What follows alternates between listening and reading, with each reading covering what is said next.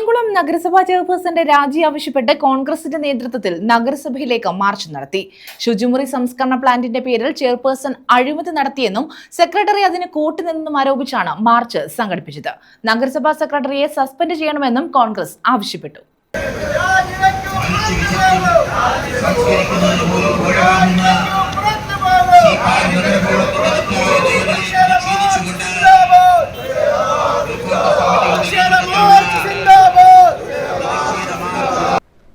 Mobile ശുചിമുറി മാലിന്യ സംസ്കരണ പ്ലാന്റിന്റെ പേരിൽ ചെയർപേഴ്സൺ അഴിമതി നടത്തിയെന്നും നഗരസഭാ സെക്രട്ടറി അതിന് കൂട്ടുനിന്നെന്നും ആരോപിച്ചാണ് കോൺഗ്രസ് പ്രതിഷേധവുമായി രംഗത്തെത്തിയത്. ലക്ഷങ്ങളുടെ അഴിമതി ആരോപണ വിധേയയായ ചെയർപേഴ്സൺ രാജിവെക്കണമെന്നും നഗരസഭാ സെക്രട്ടറിയെ സസ്പെൻഡ് ചെയ്യണമെന്നും ആവശ്യപ്പെട്ടായിരുന്നു മാർച്ച് നടത്തിയത്. കായംകുളം നഗരസഭയിലേക്ക് മാർച്ച് നടത്തിയത്. നഗരസഭയ്ക്ക് മുന്നിൽ ബാരിക്കേഡ് വെച്ച് പോലീസ് തടഞ്ഞു.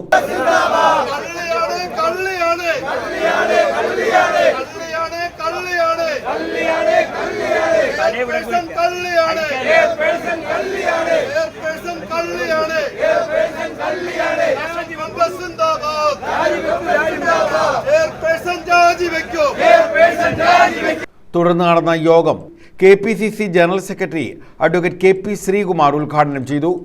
അഴിമതിയിൽ മുങ്ങിക്കുളിച്ച നഗരസഭാ ചെയർപേഴ്സൺ രാജിവെക്കും വരെ കോൺഗ്രസ് സമരം തുടരുമെന്ന് അദ്ദേഹം പറഞ്ഞു. തങ്ങളുടെ അഴിമതിയെ മൂടിവെക്കുവാനും ന്യായീകരിക്കുവാനുമുള്ള ശ്രമങ്ങളുമായി മുന്നോട്ട് പോയിക്കൊണ്ടിരിക്കുകയാണ്.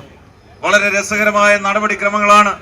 ഇതുമായി ബന്ധപ്പെട്ട നടപടികൾ പരിശോധിച്ചു നോക്കിയാൽ, ഇതിന്റെ ഫയലുകൾ പരിശോധിച്ചു നോക്കിയാൽ നമുക്ക് ബോധ്യമാകുന്നത് ഇവിടെ ഗവൺമെന്റ് ഏജൻസിയിൽ നിന്നും ടെൻഡർ ഇല്ലാതെ പർച്ചേസ് നടത്തേണ്ടതിന് പകരമായി ഒരു സ്വകാര്യ ഏജൻസിയിൽ നിന്നും വാങ്ങുന്നു. ടെൻഡർ നടത്തിയിട്ടുണ്ടോ എന്ന് ചോദിച്ചാൽ ടെൻഡർ നടത്തിയിട്ടുണ്ട്. 2 ടെൻഡറുകളുണ്ട്. കാരണം ഒരു ടെൻഡർ മാത്രമാണ് എങ്കിൽ റീടെൻഡർ വിളിക്കേണ്ടി വരും. ഇവിടെ 2 ടെൻഡർ ഉണ്ട്. പക്ഷേ 2 ടെൻഡറുകൾ എടുത്ത് പരിശോധിച്ച് നോക്കുമ്പോഴാണ് ബോധ്യപ്പെടുന്നത് ഇവിടെ കരാർ ഉറപ്പിച്ചിരിക്കുന്ന ടെൻഡർ പ്രകാരം കരാർ ഉറപ്പിച്ചിരിക്കുന്ന കമ്പനിക്ക് പണം കൈമാറിയിരിക്കുന്നത് അവിടെ 2ാമത്തെ ടെൻഡർ കൊടുത്തിരിക്കുന്ന ആളിന്റെ പാൻ കാർഡ് ഉപയോഗിച്ചുകൊണ്ടാണ്. അതിന്റെ അർത്ഥം അത് താനല്ലയോ ഇത് എന്ന് പറയുന്നത് പോലെ 2 തന്നെയാണ്. 2 പേപ്പർ കമ്പനികളുടെ പേരിൽ ഒരു ടെൻഡർ വെച്ചുകൊണ്ട് ലക്ഷക്കണക്കിന് രൂപയുടെ അഴിമതിക്ക് ഇവിടെ ശുചിമുറി മാലിന്യ സംസ്കരണ പ്ലാന്റുമായി ബന്ധപ്പെട്ടുകൊണ്ട് ശുചിത്വ മിഷൻ അനുവദിച്ചിരിക്കുന്ന പണം തട്ടിയെടുക്കുവാൻ വേണ്ടിയുള്ള ശ്രമങ്ങൾക്കാണ് ഇവിടെ തദ്ദേശ സ്വയംഭരണ മുനിസിപ്പാലിറ്റിക്ക് നേതൃത്വം കൊടുക്കുന്ന ചെയർപേഴ്സണും അതോടൊപ്പം തന്നെ ഇതിന് കൂട്ടുനിൽക്കുന്ന സെക്രട്ടറിയും ശ്രമിക്കുന്നതെന്ന് ഏറെ ഞെട്ടലോടെ നമ്മൾ തിരിച്ചറിയുകയാണ്. ചിറപ്പുറത്ത് മുരളി അധ്യക്ഷത വഹിച്ചു. ഞങ്ങൾ വികസന പ്രവർത്തനങ്ങൾ നടത്തുമ്പോൾ UDF പ്രതിഷേധം ഉയർത്തുന്നത് അവരുടെ ജോലിയാണ്. അങ്ങനെ കുറേ കാര്യങ്ങൾ പറഞ്ഞ ഒരു ഫേസ്ബുക്ക് പോസ്റ്റാണ് ഞാൻ കണ്ടത്. അത് കഴിഞ്ഞ ദിവസം CD നെറ്റിലും വന്നിട്ടുണ്ടായിരുന്നു. ബഹുമാനപ്പെട്ട ചെയർപേഴ്സണോടുള്ള എല്ലാ ബഹുമാനവും നിലനിർത്തിക്കൊണ്ട് ഞാനൊന്ന് ചോദിച്ചോട്ടെ, ഈ പദ്ധതി നടപ്പിലാക്കുന്നതിനായി ജെം എന്ന് പറയുന്ന ഗവൺമെന്റ് മെഷീനറി ഗവൺമെന്റിന്റെ ഏജൻസിയിൽ നിന്നും ഈ വാഹനം വാങ്ങാനാണ് കൗൺസിലും ഫൈനാൻസ് കമ്മിറ്റിയും ആരോഗ്യ വിഭാഗം കമ്മിറ്റിയും വികസനകാര്യ സ്റ്റാൻഡിംഗ് കമ്മിറ്റിയും എല്ലാം അങ്ങേക്ക് അനുവാദം തന്നത്. എന്നാൽ ഇപ്പോൾ പറയുന്നത് ജെമ്മിൽ ഈ സാധനം ഇല്ലായിരുന്നു.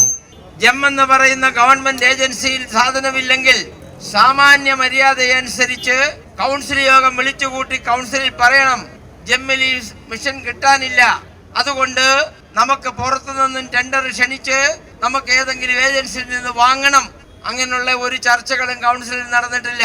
T Sainulabdeen, E Sameer, NDV, A Trivikraman Thampi, U Muhammad, AJ Shah Jahan, AP Shah Jahan, CS ഭാഷ, S Rajendran, K Pushpadas, CA Sadiq, M Vijayamohan തുടങ്ങിയവർ പങ്കെടുത്തു. News bureau, Kayamkulam.